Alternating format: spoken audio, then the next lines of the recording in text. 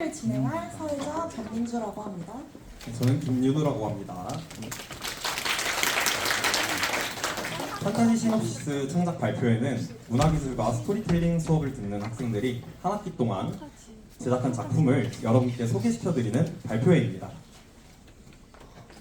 네, 본격적인 발표회 시작에 앞서 교수님의 말씀이 있겠습니다.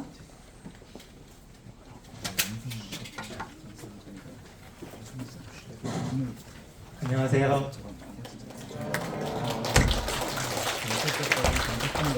판타지 시놉시스 창작 발표회가 벌써 7회째가 되었네요.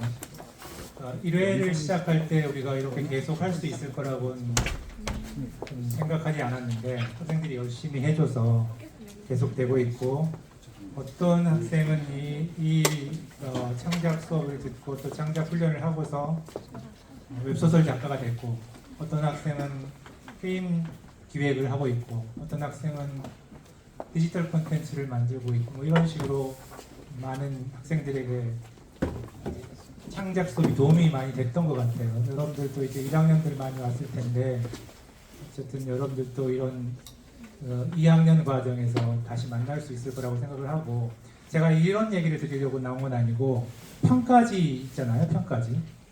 평가지는 여러분들이 지금 게임이나 어떤 콘텐츠를 발굴하는 발굴자 또는 기획자 또는 제작자라는 입장에서 오늘 발표되는 7작품 중에서 어떤 작품을 발굴해서 제작하고 싶은지를 그런 관점에서 평가를 해주시면 됩니다. 여러분들이 평가하는 그 평가 점수는 지금 발표하는 2학년들의 학점이 그대로 되니까 공정하게 사심을 주지 말고, 친한 선배가 있다고 점수를 더 주거나 하지 말고 아주 공정하게 평가를 해주시면 됩니다. 그리고 앞에는 점수를 잘 주다가 뒤쪽으로 갈수록 좀 힘드니까 점수를 안 준다거나 이렇게 하지 말고, 그 마음을 정확하게 이렇게 균등하게 배분하면서 7팀을 잘 평가를 해주시면 됩니다.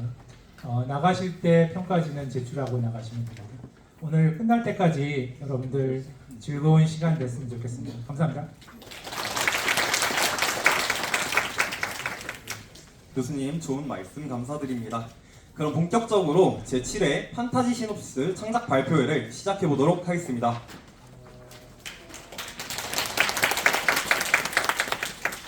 네, 첫 번째 작품은 좀비 사태가 터져도 마트는 계속 운영한다. 아포칼립스 생존서사 우리마트 정상 영업합니다.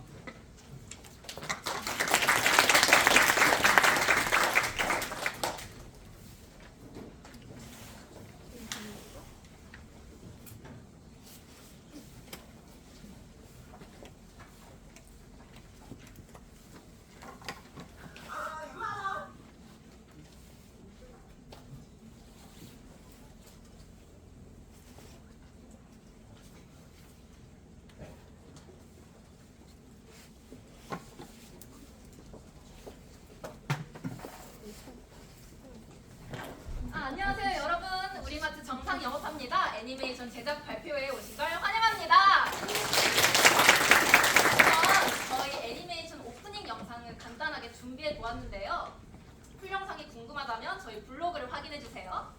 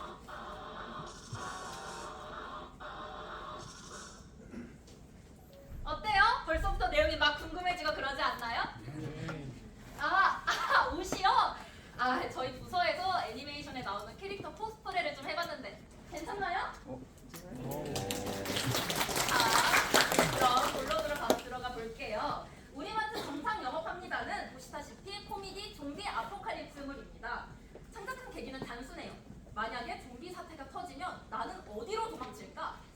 좋아, 마트에는 음식이 많으니까 거기로 가자. 근데 마트에서 좀비를 마주치면 어떡하지? 라는 상상에서 출발했습니다. 줄거리부터 간단하게 소개해보도록 할게요. 정말 간단하니까 자세한 내용이 궁금하다면 저희 블로그를 확인해주세요. 좀비 사태 이후 주인공 김미래는 가족을 잃고 마트로 숨어듭니다. 의지하던 아저씨까지 생존자들 때문에 잃게 되면서 미래는 결국 생존자들에게 복수하고 홀로 마트에서 고립된 삶을 시작하죠. 그 후 미래는 페인처럼 살아가게 되는데요. 식량이 떨어지지 않냐고요? 글쎄요. 상한 음식, 바퀴벌레, 죽은 쥐까지 보이는 모든 걸 먹어치우면 되잖아요. 그러던 도중 마트 밖에서 여동생을 닮은 어린 좀비를 보게 됩니다. 이 어린 좀비의 행동 때문에 미래는 좀비가 변했을까? 라는 의문을 품고 좀비를 손님처럼 대하는 마트 운영을 시작하게 됩니다. 이 과정에서 여러 좀비들이 등장하는데요. 보기만 보면 정신을 못 차리는 마정호, 도파민을 찾아다니는 배지연, 자꾸만 음식을 먹이는 박상훈, 어울리는 옷을 찾아 헤매는 고수혜. 미래는 그들의 욕망을 파악해서 돈 대신 고기를 받으며 기묘한 영업을 이어가게 됩니다. 그러나 그때 좀비 헌터 차독일이 등장하는데요. 독일은 과거 좀비 사태 이후 인간들에게 가족을 잃은 뒤에 누구도 믿지 못하게 되는 인물이에요. 이 꼬맹이 되게 익숙한 얼굴이지 않아요? 맞아요. 바로 오프닝 영상에 나오던 꼬맹이였는데요. 독일의 남동생이었답니다. 동생의 죽음은 독일에게 큰 영향을 주기도 했어요. 아무튼 독일은 미래의 이상한 생존 방식을 보고 충격을 받지만 점점 미래와 함께 움직이게 됩니다.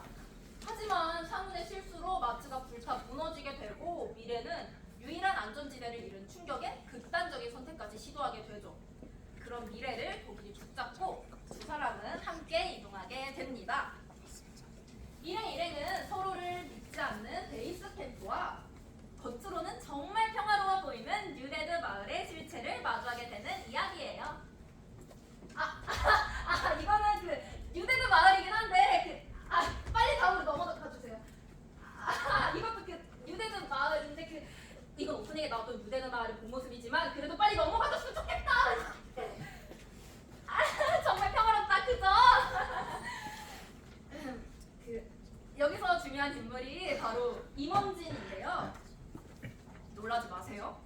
임원진은 데드 코퍼레이션 회사의 임원진입니다. 회사 임원진. 아무튼 임원진은 원래 회사의 낙하산 취급을 받으며 비웃음을 받았지만 좀비 사태로 헌터협회를 세우면서 점점 권력을 장악하게 되죠. 이후 좀비 에너지를 사용해 좀비를 생산하는 뉴데드 마을을 만들고 새로운 실험, 죽은 자를 다루는 실험을 시작해요. 즉, 인간과 좀비를 모두 통제하려는 새로운 질서를 꿈꾸는 인물이라는 거죠. 제가 방금 임원진의 헌터협회를 세웠다고 말했죠? 사실 그곳은 원진이의 미끼였어요. 본인을 무시하던 고위 간부들 사이의 갈등과 충돌, 그리고 실종까지. 과연 누가 그렇게 만들었을까요? 마침내 헌터협회가 무너졌을 때 임원진은 기다렸다는 듯이 회사가 남긴 기술과 자원을 모아서 새로운 장소를 세웠고 그곳이 바로 뉴데드 마을이었습니다. 자, 그럼 다음으로 좀비로 들어가 볼까요? 네, 첫 번째 좀비 마정호. 정호는 34살의 좀비에 물린 남성으로 단순하고 순진한 성격입니다. 네, 정호의 핵심 욕망은 가슴이 따뜻해지는 고기를 먹고 싶다. 잠깐. 좀비의 욕망은 뭐예요? 좀비의 욕망이란 생존의 기억으로 만들어진 본능입니다. 네, 정호는 인간이었을 때 정이 참 많은 사람이었어요. 그리고 무엇보다 고기를 잘 굽는다는 소문이 있었답니다. 정호는 누군가와 가까워지려면 함께 고기를 구워 먹는 시간이 제일 확실한 방법이라고 믿었어요. 좀비가 된 이후에도 단순히 고기가 아니라 그때 느꼈던 온기를 찾아 돌아다닌 셈이죠. 근데 물론 좀비가 되면서 인간일 때의 기억은 끊겼겠지만요. 네, 두 번째 좀비 배지연. 지연이는 19살의 좀비가 된 여성입니다. 산만하고 즉흥적인 성격을 가지고 있으며 핵심 욕망은 도파민 어딨어! 놀라셨다면 죄송합니다. 네, 맞벌이 가정에서 혼자 있는 시간이 많았던 지연이는 늘 음악과 사람들 사이의 자극 속에서 살았어요. 부정적인 감정이 올라오는 걸 막기 위해서 그랬습니다. 왜 있잖아요. 조용하면 안 좋은 생각이 들고 그런 거? 지연은 화려한 것들을 좋아하고 이런 자극들은 지연이 좀비가 된 이후에도 영향을 주었습니다. 소리, 빛, 움직임 같은 자극을 헤매며 조용한 곳에서는 불안에 떨게 되었으니까요. 네, 세 번째 좀비 박상훈. 상훈은 34살의 좀비가 되었고 솔직한 성격을 가지고 있습니다. 핵심 욕망이라고 하면 남이 자기의 음식을 먹어주는 것? 네, 맞습니다. 인간이었을 때 상훈이는 요리사였어요. 손님이 맛있어요! 라고 말할 때마다 뿌듯함을 느꼈죠. 그러던 어느 날 상훈은 음식에 포함된 알레르기 성분으로 인해 손님이 중증 반응을 일으켰고 이 사건은 뉴스에 보도될 만큼 크게 퍼지게 됩니다. 이때 상훈은 큰 충격과 죄책감에 시달리면서 요리사를 그만두게 됩니다. 그러나 여전히 상훈은 요리를 좋아했고 좀비가 된 이후에도 누군가가 자신이 준 것을 받아줄 때 그때 그 순간에 가장 큰 안정감을 느끼게 됩니다. 네. 그리고 네 번째 좀비고 수혜. 네, 수혜는 28살의 좀비에 물렸으며 까칠하고 예민하다는 성격을 가지고 있습니다. 수혜의 욕망은 본인에게 가장 잘 어울린 옷을 찾는 것입니다. 인간이었을 때 모델이었던 수혜는 늘 시선 속에서 살았어요. 그러니 자연스럽게 불안과 완벽주의를 동시에 안고 있었겠죠? 작은 실수에도 예민하게 반응해서 평판은 좋지 않았지만 어쩔 수가 없었어요. 수혜는 사람들 시선 속에서는 늘 완벽해야 했거든요. 예쁘다는 말은 지겹도록 들었지만 너에게 어울린다는 말은 듣지 못한 채 지냈습니다. 그래서 좀비가 된 후에는 남에게 보여주는 옷이 아니라 정말 나에게 맞는 옷을 찾고 싶다는 생각으로 움직이기 시작했습니다. 근데 왜 좀비마다 지능이 달라요? 그 이유는 좀비의 지능은 생존의 스트레스와 반비례하기 때문이에요. 예를 들어서 마저모는 평범한 직장인이었죠. 그러니 좀비에게 물렸을 때 정신력은 평범했고 그걸 이겨낼 내성이 없었어요. 지연도 마찬가지로 입시를 치르던 고등학생이었습니다. 상훈 또한 죄책감에 시달리던 요리사였고요. 좀비들 중에서는 수혜가 가장 지능이 높은데요. 물론 수혜도 스트레스를 남보다 더 많이 받았겠지만 그러나 수혜에게는 높은 정신력이 있었습니다. 지나친 악플에도 신경 쓰지 않고 계속 활동할 멘탈. 그 덕분에 수혜는 지능이 높은 좀비가 될 수 있었습니다. 우리 마트는 단순한 코미디 좀비물이 아니에요. 좀비를 인간처럼 대하는 사람, 그리고 인간을 좀비처럼 대하는 사람이 만나게 되면서 망해버린 세상에서 피어나는 기묘한 관계의 이야기예요. 서로를 오해하고 다투기도 하지만 그럼에도 지켜주고 또 변화시키거든요. 어쩌면 이들은 세상이 무너지고 나서야 비로소 진짜 관계를 만들어가기 시작한 걸지도 모르죠. 따뜻하면서도 이상한 그런 특별한 관계를요. 그럼 마지막으로 우리마트 애니메이션 엔딩 영상을 보면서 마무리하도록 할게요. 그 가사에 미래의 감정선이 많이 나타나 있으니까 여러분들도 다 집중해서 보셨으면 좋겠어요. 사실 저도 가사를 쓰면서 많은 위로를 받았는데 여러분들에게도 그런 위로가 닿길 바라면서 지금까지 우리마트 정상 영업합니다. 애니메이션 제작 발표회 들어주셔서 감사합니다. 힘들고 괴로울 땐 우리마트를 찾아주세요. 우리마트는 언제나 정상 영업하니까요.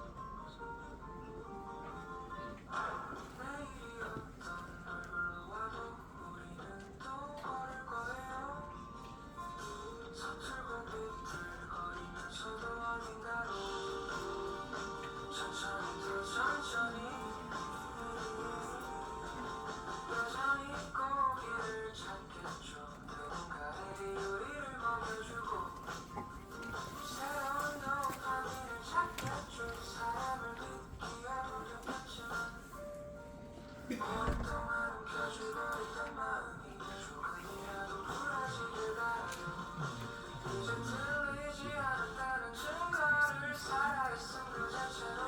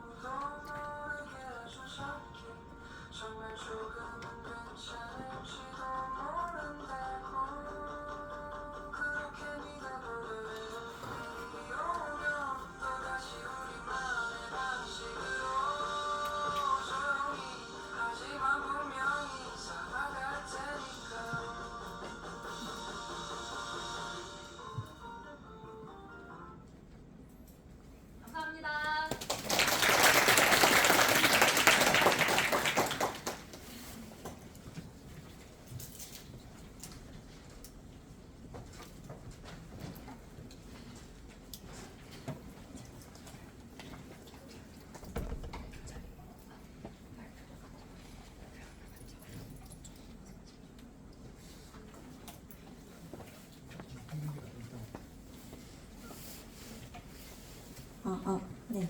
지금까지 오르마트 정상 영업합니다의 발표였습니다. 관람객 여러분들은 입장하실 때 받으셨던 평가지의 평가 진행해 주시기 바랍니다. 두 번째 작품은 감정을 지운 도시에서 탈출하는 이들을 그린 드라마 SF 디스토피아 영도입니다.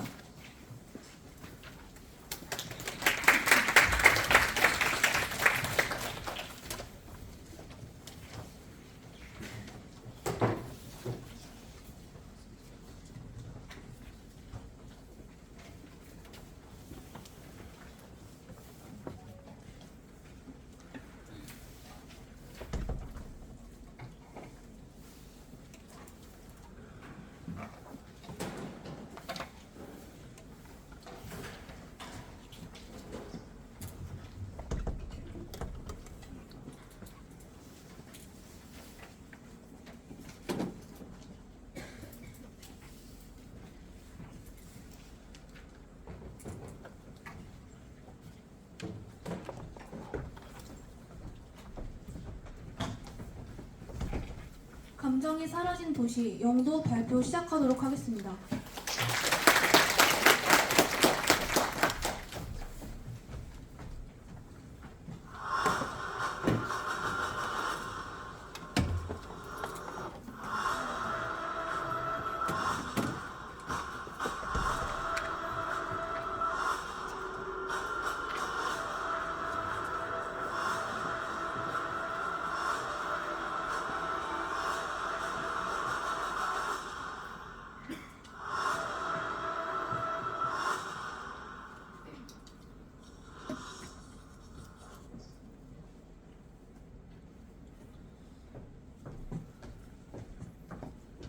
여러분, 요즘 이 현대사회가 참 기이하다고 생각되지 않으신가요? 요즘은 더 이상 감정이 나만의 것이 아닌 것 같습니다. 좋아요, 조회수, 추천, 알고리즘 이런 것들이 내 감정을 마음대로 평가하고 분류하죠. 그래서 우리는 더 이상 감정을 어떻게 느끼는지보다 어떻게 보여질지를 먼저 고민하곤 합니다. 그런데 정말 이상합니다. 그렇게 눈치를 보는데 감정 폭발 사건들은 끊임없이 늘어납니다. 데이트 폭력, 묻지마 폭행, 혐오 범죄까지 뉴스를 틀면 온통 비명소리뿐입니다. 감정을 조절하려는 사회와 감정 때문에 파괴되는 인간, 이 극단적인 양극화, 이것을 어떻게 해결할 것인가가 바로 이번 정부가 저희에게 내린 질문이었습니다. 고민을 해보다가 저희는 영도라는 해결책을 가지고 왔습니다. 방법은 간단합니다. 원인을 모르면 알 때까지 관찰하면 됩니다. 바로 실험을 통해서 말이죠. 감정을 잃으면 능력이 사라질까요? 감정을 데이터로 만들면 인간은 더 나아질까요? 그리고 감정을 잃어버린 인간은 과연 여전히 인간일까요? 환영합니다. 실험도시 영도입니다. 영도는 바다 위에 떠있는 인공섬입니다. 겉으로는 감정치료시설처럼 보이지만 실제로는 감정 불균형자로 분류된 사람들을 모아 인간의 데이터를 연구하는 실험장입니다. 근데 항상 실험은 객관적인 것을 요합니다.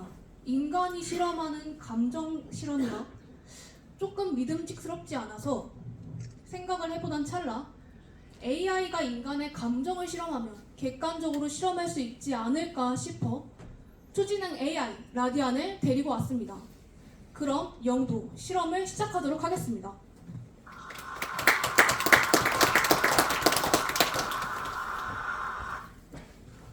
당신은 무엇 때문에 흔들리고 있나요? 감정이 무거운 당신.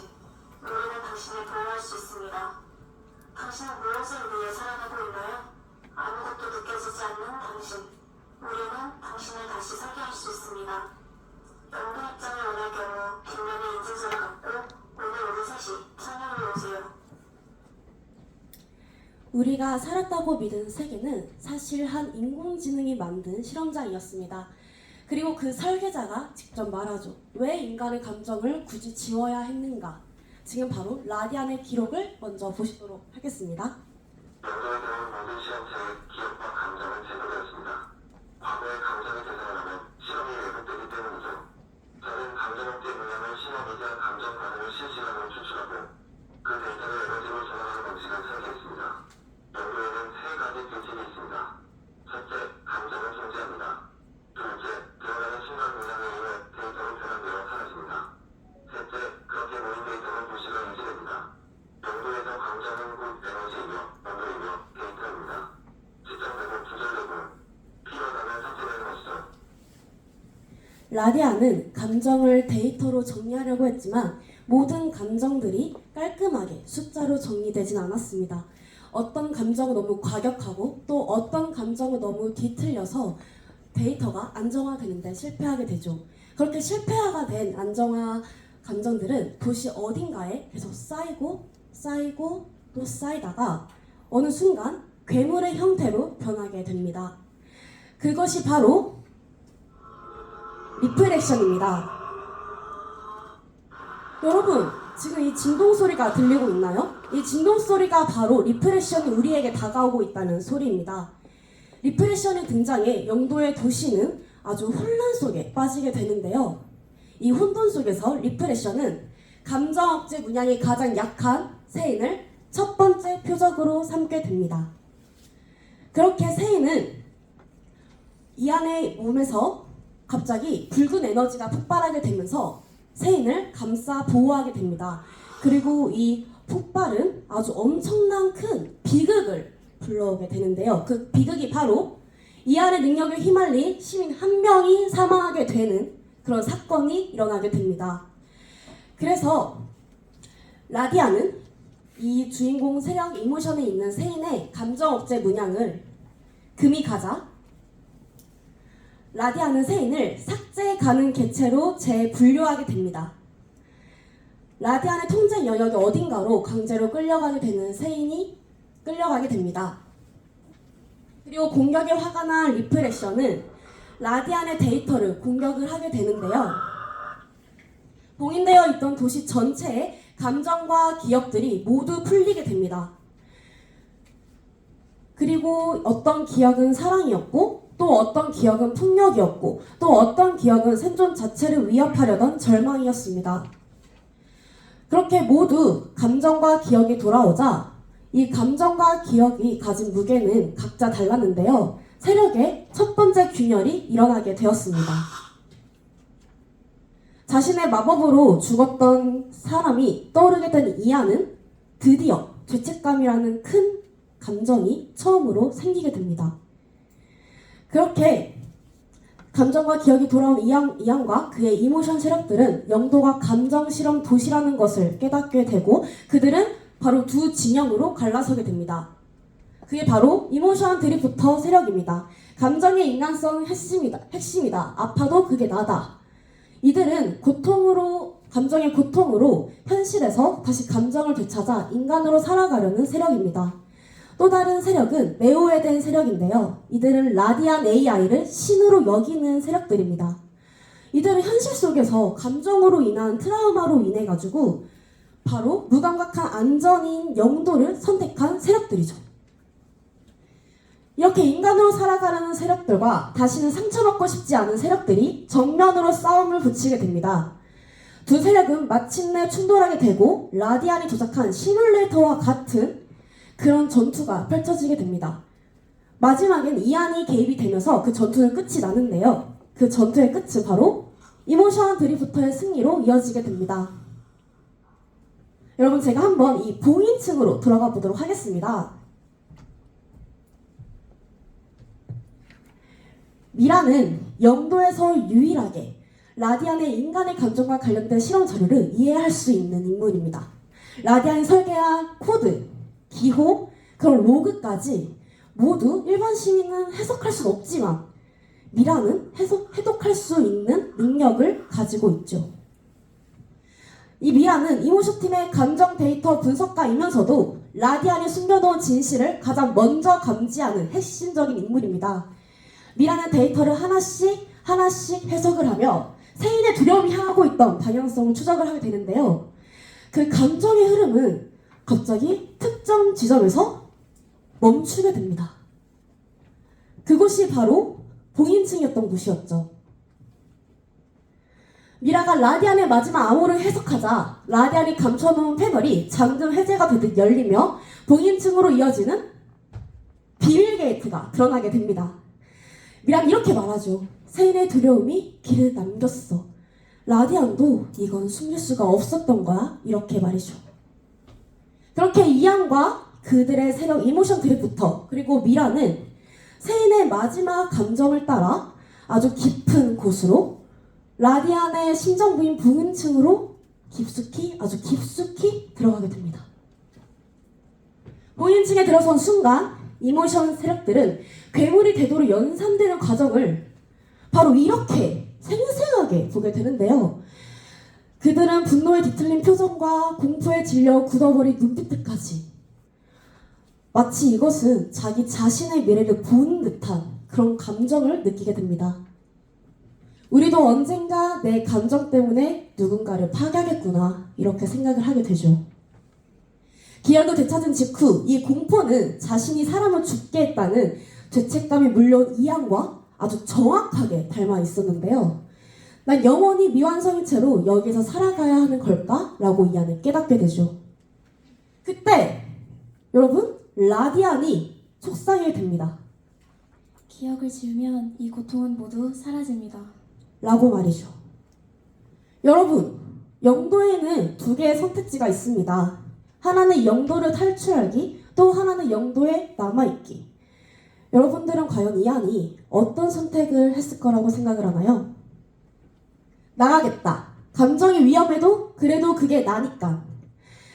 자신이 두려워한 건 감정 그 자체가 아니었습니다. 이안은 그 감정을 다루지 못하게 될까봐 느꼈던 공포였다는 걸 깨닫게 되었습니다. 그리고 이모션 드리프터는 이렇게 생각을 하게 되죠. 무서워도 흔들려도 지워지기보단 살아있는 인간이 되겠다고 깨닫게 되었습니다. 그리고 이안과 이모션 드리프터 그들은 영도의 문을 탈출하게 됩니다.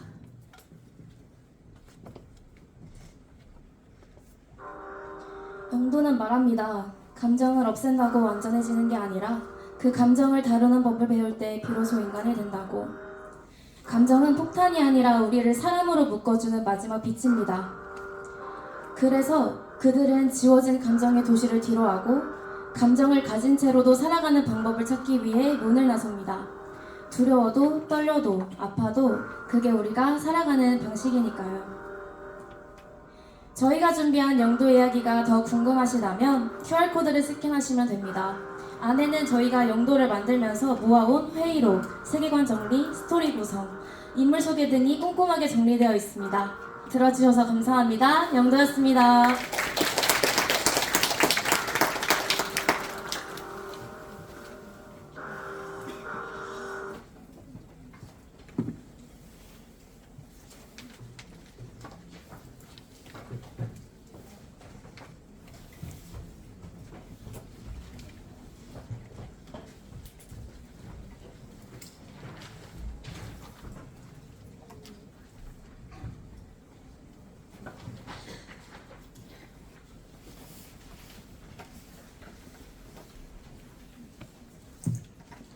네, 지금까지 영도의 발표였습니다. 관람객 여러분들은 전과 동일하게 영도에 대한 평가를 진행해 주시길 바랍니다.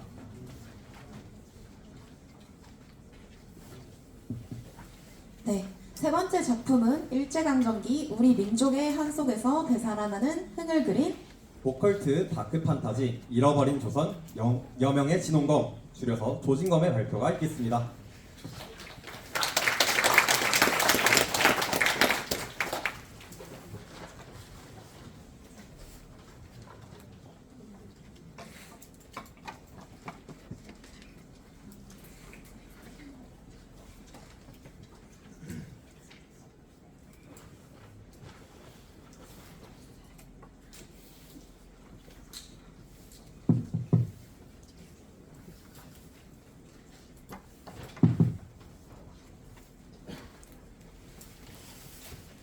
안녕하세요. 잃어버린 조선 여명의 진홍검을 발표하게 될 곽은서입니다.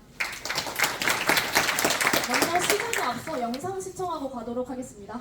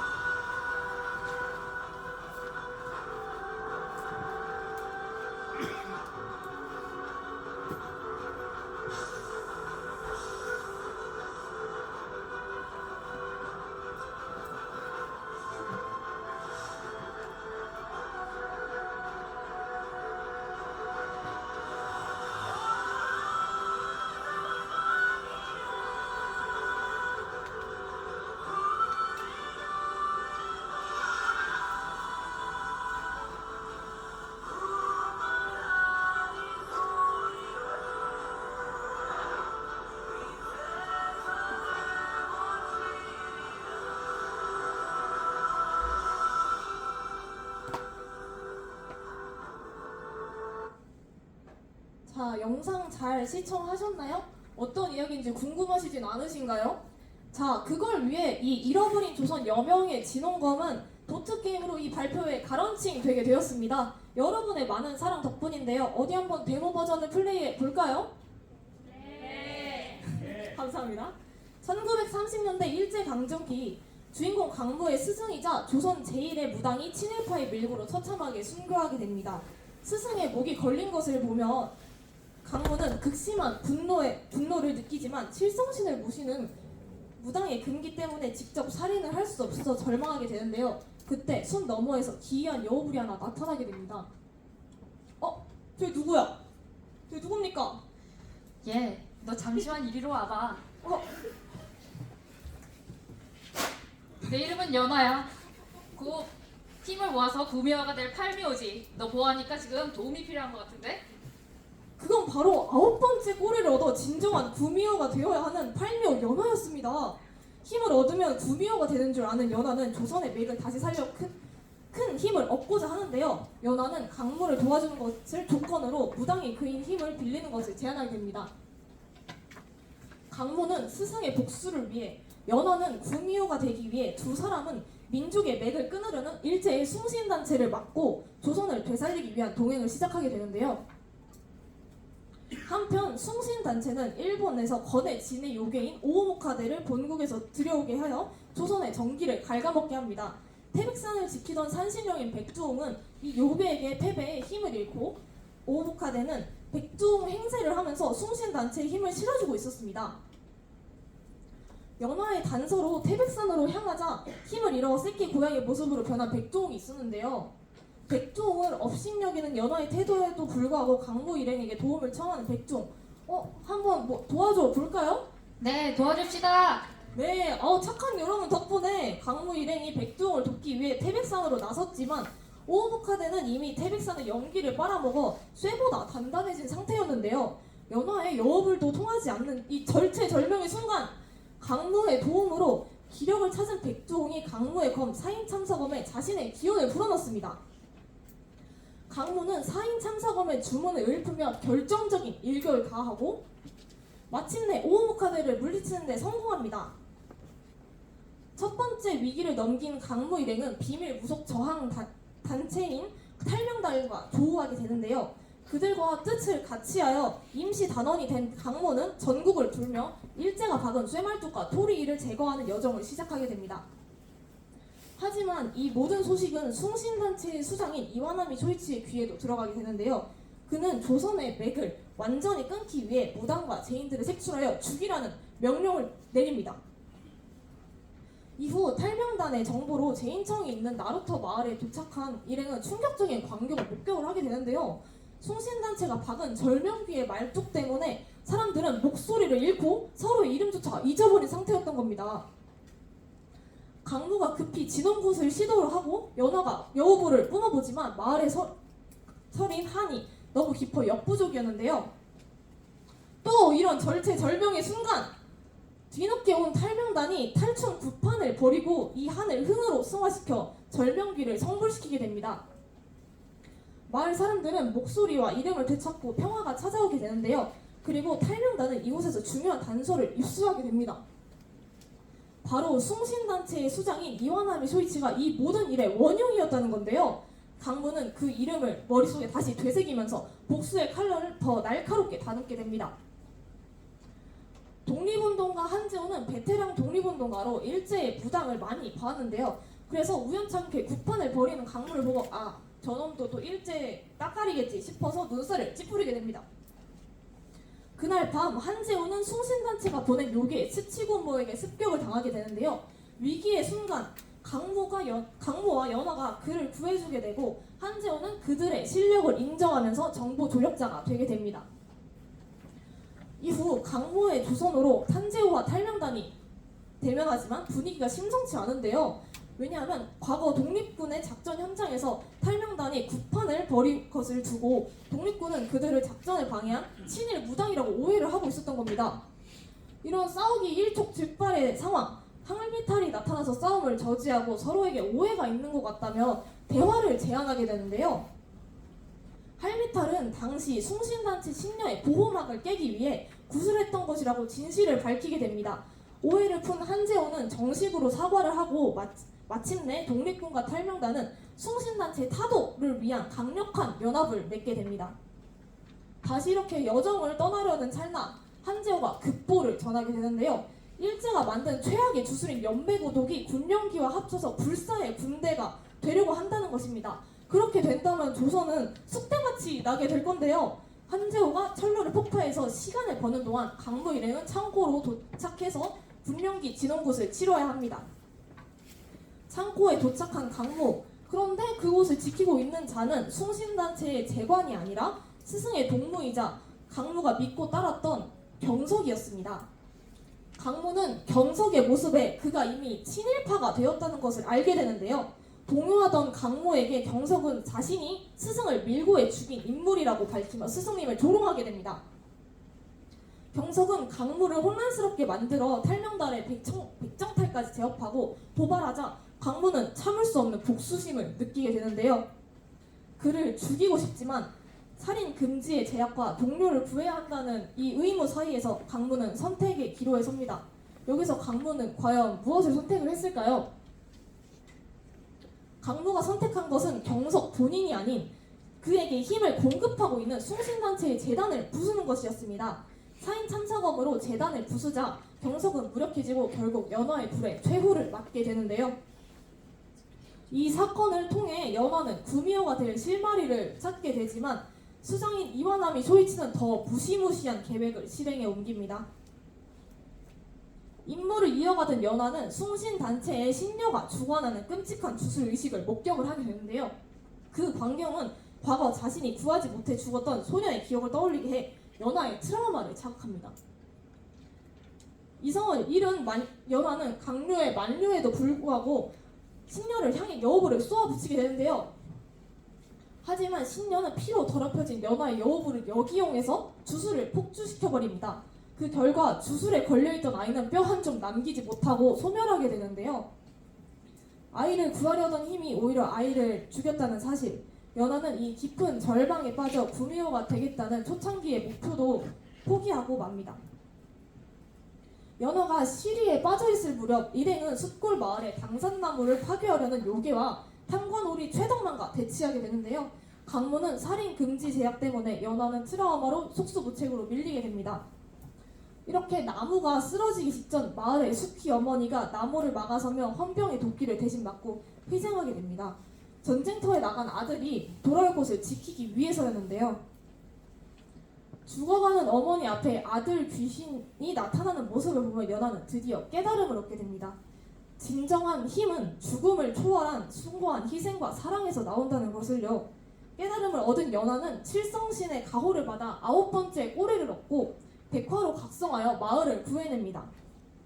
자, 이제 마지막 결전입니다. 숭신단체의 수장은 경성신사에서 야마타노 오로치를 소환하게 되는데요. 강무가 맞서보지만 한이 너무 깊어서 역부족이고 민중의 외침은 아직 슬픈 한에 머물러 있었습니다. 이때 탈명단이 전투 방식을 바꾸는데요. 무기가 아닌 악기를 들고 탈춤과 풍물놀이로 구판을 열게 됩니다. 그때 한재호가 나타나 민중을 향해 외칩니다. 우리의 소리를 되찾자! 고 말이죠. 자, 원래는 조선 독립 만세라고 해야 되지만 저희들은 익숙한 대한 독립 만세로 외쳐보도록 하겠습니다. 자, 대한 독립 만세! 아, 목소리가 아직 좀 부족한 것 같은데요. 다시 한번 하나, 둘, 셋. 대한 독립 만세! 한량단의 장단과 강무의 방울소리가 울려 퍼지자 만세운동은 거대한 함성과 노래가 됩니다. 죽은 자를 위한 굿이 산자를 위한 축제로 바뀌고 하는 흥은 신명이 되어 경성 신사를 뒤덮게 되는데요. 그 거대한 에너지에 야마타노 오로치와 신사는 정화되어 무너져 내리게 됩니다. 이와나미 쇼이치는 최후를 맞이하고 백화가 된 연화는 강무와 작별을 구하며 떠납니다. 복수를 마친 강무는 탈명단의 정식 일원이 되어 새로운 싸움을 준비하게 되는데요. 자, 여러분들 덕분에 잃어버린 조선 여명의 진홍검은 첫 번째 해피엔딩을 맞이하게 되었습니다. 비록 완전한 독립은 오지 않았지만 언젠가 조선의 이름이 전 세계에 울려 퍼질 날이 오겠죠? 들어주셔서 감사합니다. 다음은 캐릭터 소개입니다. 주인공인 마지막 박수무당인 강무는 옛날에 구하였으나 틈무당으로 불리던 스승에게 걷어져 제자가 되게 됩니다. 이후 정월 대보름에 내림굿을 받고 칠성신을 모시게 되었는데요. 강무에게 스승은 어머니 같은 존재였습니다. 그 다음으로 팔미호인 연화입니다. 팔미호 연화는 오래 살아남은 여우가 요력을 얻어 점점 꼬리가 늘어났는데요. 사람 모습일 때도 여우 귀와 8개의 꼬리가 달려있으며 아직 완전한 인간 형태는 되지 못합니다. 자신과 친하게 지내고 가족처럼 아끼던 여자아이가 순사의 총에 맞아 죽었기 때문에 아까 전에 그런 트라우마를 호소한 것입니다. 자, 다음은 독립군인 한지호입니다. 냉철하고 성실한 현실주의자로 요괴를 믿지 않으며 왼쪽 볼에 독립운동 중에 생긴 흉터가 있는데요. 항상 죽음을 생각하며 양복을 입고 다니는 캐릭터입니다. 친일 무당인 경석입니다. 과거 강무 스승의 동문이자 배신자로 숭신단체 내부의 실력자들과 협력해서 강무의 스승이 죽는 것을 일조했습니다. 숭신단체가 결탁해 더 큰 힘을 얻고 지위를 회복하려고 합니다. 숭신단체 대제관이 이와나미 쇼이치입니다. 조선에 토리를 설치하고 말뚝을 박는 등 조선의 맥을 끊어놓으려고 하고 강무 일행을 위기에 빠뜨린 장본인입니다. 들어주셔서 감사합니다.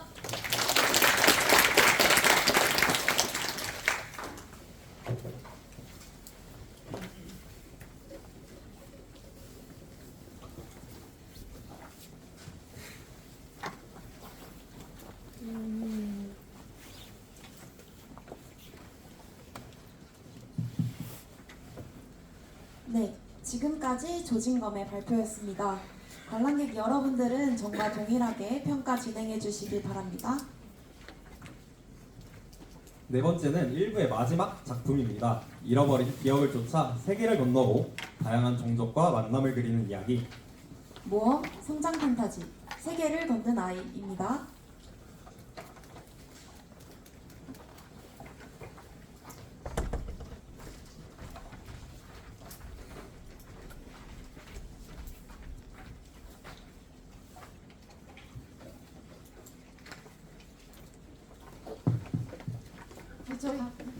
저희 준비하기에 앞서서 저희 혹시 세계를 걷는 아이 포스터 다들 보셨나요? 네, 저희 포스터의 왼쪽 아래 QR코드가 있으니까 저희 발표를 한번 보신 뒤에 혹시 이야기가 더 궁금하다, 에필로그를 더 자세히 알고 싶다 싶으시다면 QR코드를 스캔해서 저희 세계를 걷는 아이 사이트를 확인해 주시면 감사하겠습니다. 저희 발표에 들어가는 무언가가 하나 있거든요. 이 무언가를 좀 더 자세히 해보고 싶다라고 한다면 저희 사이트의 QR코드를 스캔해 주세요. 그러면 준비가 다 된 것 같으니까 잠시만요. 네, 준비가 다 된 것 같으니까 저희 발표 시작할까요?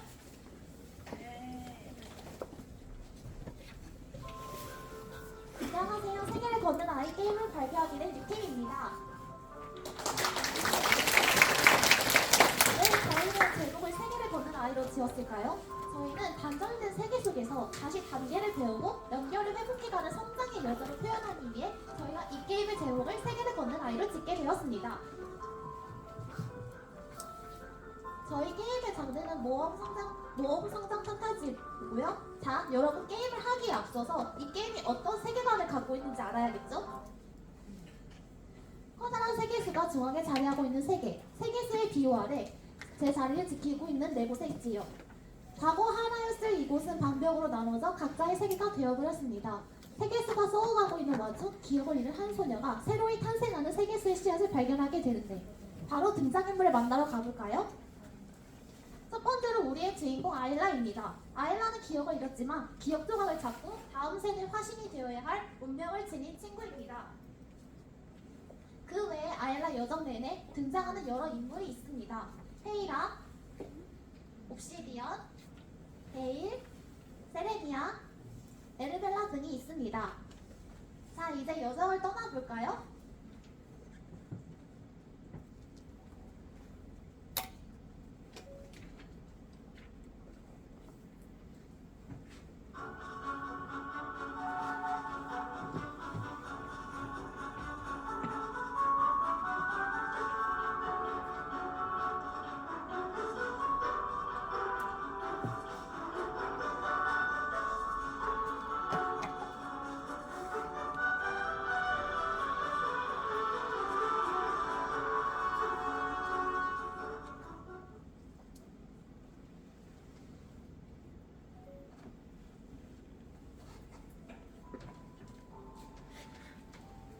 여러분 어떡하죠? 아일라가 정신을 잃었어요. 이 아일라를 깨우기 위해 저희 한번 다 같이 외쳐볼까요? 하나, 둘, 일어나 아일라.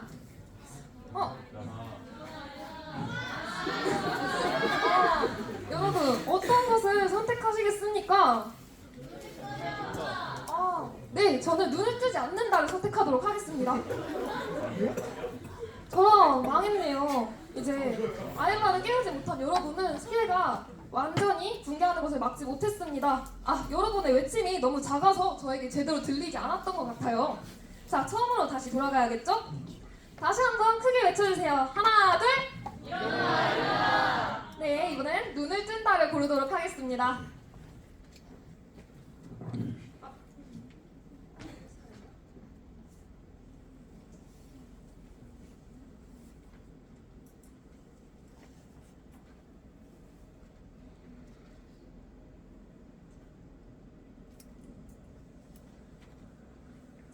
아일라는 다시 눈을 떴습니다.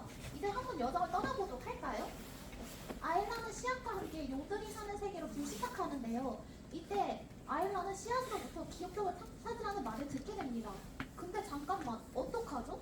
용들이 사는 세계는 씨앗을 차지하겠다고 서로 치고받고 싸우고 있었는데요. 씨앗을 가진 아일라도 당연히 이 전쟁에 휘말려 죽을 위기에 처하게 됐어요. 그런 아일라를 누군가 구해줘야 할 텐데 말이죠. 이때 등장하는 건 작은 요정 페이라. 페이라의 도움을 받은 아일라는 무사히 도망칠 수 있을까요? 우리 아일라 잘 도망치나 싶더니만 결국 다리가 붕괴해버리고 마네요. 이대로 가다가는 떨어지고 말 텐데요. 그때 검은 용이 떨어지는 아일라를 구해줍니다. 이 용은 왜 아일라를 구해줬을까요? 용은 아일라와 함께 성 안으로 들어가는데요. 아일라에게 왜 이곳에 왔는지, 아일라에게서 화신의 기운을 느끼고 넌 화신이냐고 물어보는 옵시디언 친구. 하지만 우리 아일라 기억을 잃어버려 아무것도 모르죠? 씨앗이 말해준 걸 그대로 옵시디언에게 전달할 수밖에 없습니다. 이에 옵시디언이 미소를 지으며 아일라를 도와준다고 합니다. 과연 믿어도 될까요? 아무튼 옵시디언과 함께 성을 돌아다니다가 아일라가 기억 조각을 찾게 되는데요. 기억 조각 속 아일라는 과거 자신의 엄마로 보이는 사람과 함께했던 즐거운 추억을 보게 됩니다. 기억 조각을 통해 세계를 넘어갈 수 있는 힘을 가진 아일라는 엄마를 찾아오겠다는 목표를 세우게 됩니다. 이때 옵시디언이 아일라에게 목걸이를 선물하는데요. 어머나, 아일라 요정에 도움이 되었으면 좋겠대요. 선물이라니까 잘 받아야겠죠? 그쵸? 선물이니까. 자, 이제 인간 세계로 향하게 되는 아일라입니다. 아일라가 도착한 이곳은 발전된 인간들의 도시입니다. 이해할 수 없는 기계장치와 톱니바퀴들이 가득한 이곳. 다들 뭐가 그리 바쁜 건지 이방인인 아일라에게 도움을 줄 사람은 없네요. 그때 등장하는 건 게일이라는 역사학자 친구. 게일은 아일라 옆에 있는 작은 요정 페이라를 보자마자 흥분의 도가니를 보여주는데요. 아무래도 연구자의 진명은 막을 수 없나 봅니다. 이때 우리 요정의 집착관 게일 친구 아일라를 보자마자 하는 말이 당신 인간이야?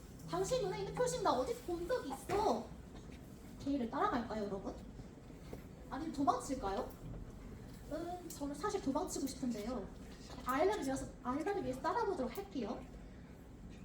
그렇게 게이를 따라 연구실에 간 아이가 게이는 대체 뭘 연구하고 있길래 누군가에게 쫓기고 있는 듯 조심히 움직이고 있었을까요? 뭐 일단 무사했으니까 된 거겠죠? 여기서 등장한 건 바로 벽화인데요. 드래곤, 세일렛, 요정, 화신이 불씨 앞에 모여있는 벽화입니다. 여기서 아일라의 눈동자는 요정의 포식이라고 하는데요.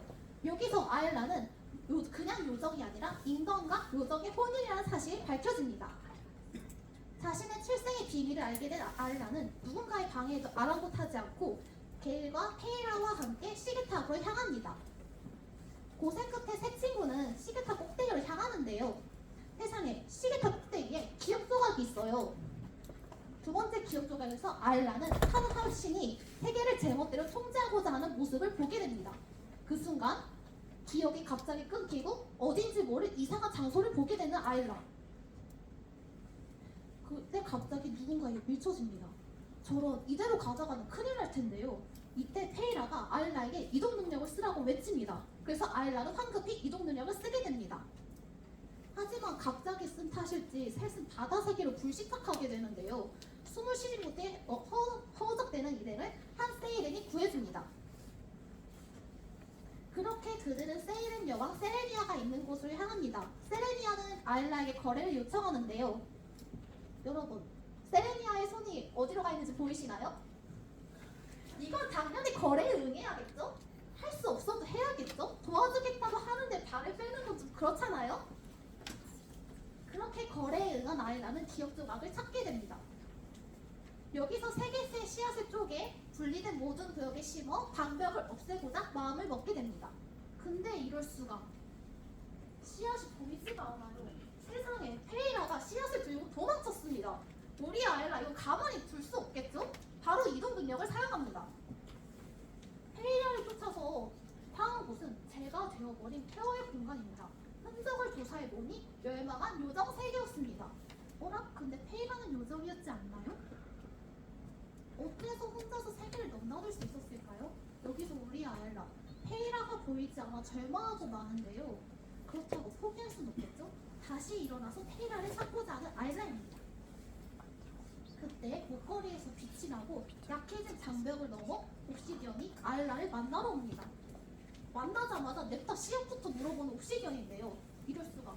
아일라는 씨앗을 잃어버린 상태인데요. 이를 알게 된 옵시디언은 냅다 아일라를 데리고 하늘섬을 향합니다. 그렇게 버려진 게일은 발만 동동 구르게 되는데요. 우리의 게일 가만히 있을 수가 없겠죠?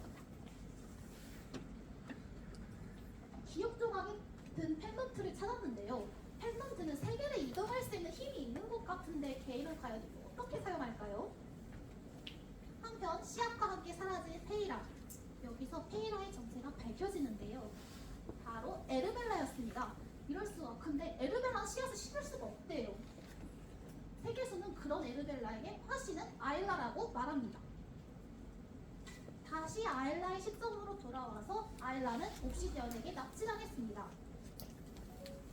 그때 아일라에게 말을 걸어오는 누군가. 세상에, 오늘 착한 원니네요. 그 원니는 아일라가 나갈 수 있도록 문을 열어줍니다. 나가자마자 옵시디언을 만나는데요. 여기서 옵시디언 아일라를 긁습니다. 근데 과연 아일라는 어떻게 만날까요? 오히려 여유만만 합니다. 바로 옵시디언에게 내기를 제안하는데요. 여기까지 달려오느라 지루하실 여러분들을 위해서 내기 타임을 저희가 준비하도록 하였습니다. QR을 통해 들어간 게임에서 비밀번호를 알아낸 분께는 조용히 손을 들어주시면 저희 팀이 쉬는 시간에 상품을 전달해드리도록 하겠습니다. 또한 QR이 이제 찍어지지 않으신다면 이제 저희 막간으로 옵시디언의 MBTI를 맞춰주시면 저희가 새콤달콤 준비해드리도록 하겠습니다.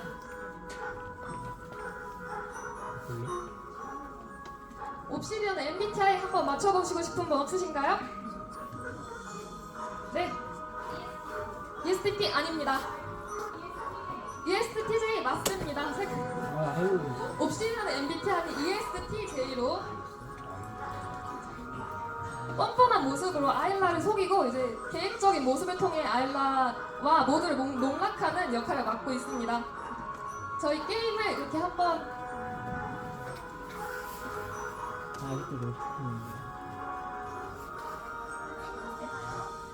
이제 그러면은 저희 넘어가도록 하겠습니다. 아,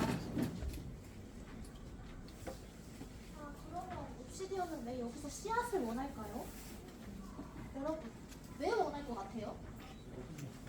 세계정보. 그쵸. 저도 세계 정복을 위해서라면 씨앗을 막 훔치고 싶은데요. 근데 여러분이 봤을 때도 옵시디언이 세계 정복을 하고 싶어서 그런 것처럼 보였나 보네요. 근데 아쉽게도 아닙니다. 그러면 용들은 오래 살 수 없는 단면종이니 오래 살고 싶다는 욕망에서 비롯된 걸까요? 네, 맞습니다. 사실 용들은 강력한 마법을 사용할 수 있는 대신 짧은 생을 살아가는 단면종이었는데요. 수명을 향한 갈망은 아직 끝나지 않은 용종이었고, 근데 하지만 씨앗을 심기 위해서는 화신의 힘이 필요하기 때문에 옵시디언이 아일라를 노리는 이유가 되는 것입니다. 내기에서 이긴 아일라지만 옵시디언 비겁하게는 놔주질 않는데요. 그때 게일과 세레니아가 등장합니다. 거기서 아일라를 구해주고요. 옵시디언은 아일라를 잡으려다가 이 머리카락 말고는 얻지 못했습니다. 그럼 옵시디언에게 찾아온 건 에르벨라였는데요. 에르벨라는 세계수에게서 아일라가 위험하다는 말을 듣고 뒤늦게 하늘섬에 도착을 했는데요. 하지만 에르벨라를 기다리고 있던 사람은 옵시디언이었습니다. 내가 아일라를 죽였다. 에르벨라를 도발합니다. 이렇게 용들은 화신과의 최후의 전투를 치르게 됩니다. 하지만 펜던트를 받아 도착한 곳은 세계수의 본거지였습니다. 세계수는 아일라에게 인사하며 에르벨라가 왜 세계의 연결을 끄는 건지 그 이유가 되는 기억 조각을 보여줍니다. 기억 조각을 본 게일은 과연 세계를 연결하는 것이 좋을지 의문을 가지게 됩니다. 이에 세레니아는 그대 같은 괴짜는 더 있지 않겠냐며 게일을 안심시킵니다. 아일라는 에르벨라의 기억을 보고 연결의 의지를 다지며 진정한 화신으로 각성합니다. 화신의 힘으로 용들과 에르벨라를 멸망한 요정세계로 옮긴 아일라. 에르벨라는 에르벨라와 다시 한번 진지하게 대화합니다. 아일라는 씨앗을 받게 되고 씨앗을 네 갈래로 쪼갭니다. 어렴풋이 씨앗은 각 세계의 중요한 곳에 심어야 한다는 세계수의 목소리가 들렸습니다. 네, 그렇게 이들은 둘로 나눠지게 되는데요. 세레니아와 에르벨라는 용을 막기 위해 요정 세계에 남고 게일과 아일라는 씨앗을 나눠 심기 위해 이동합니다.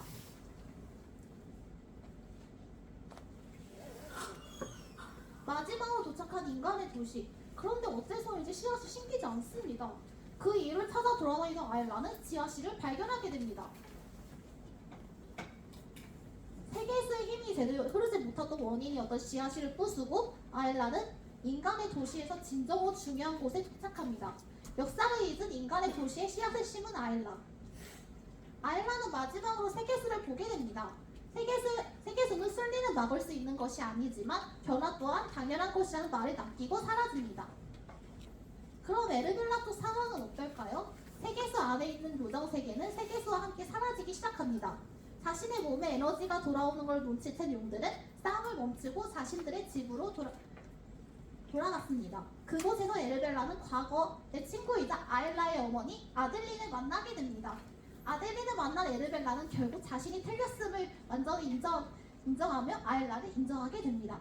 저희 에필로그 남아있는데 사이트를 통해 찾아주시면은 시청하실 수 있는 것 알려드리겠습니다. 네, 이상은 유팀 세계를 걷는 아이였습니다. 긴 여정을 함께 해주셔서 감사합니다.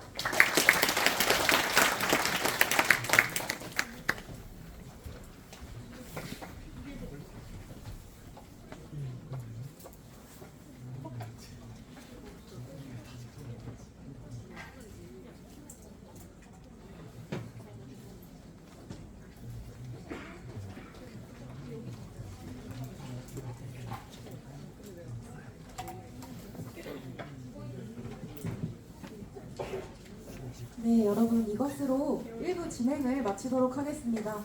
4시 10분부터 2부가 진행될 예정이니 관람객 분들은 혀까지 잘 챙겨주시고 자유롭게 휴식 취해주시면 되겠습니다. 감사합니다.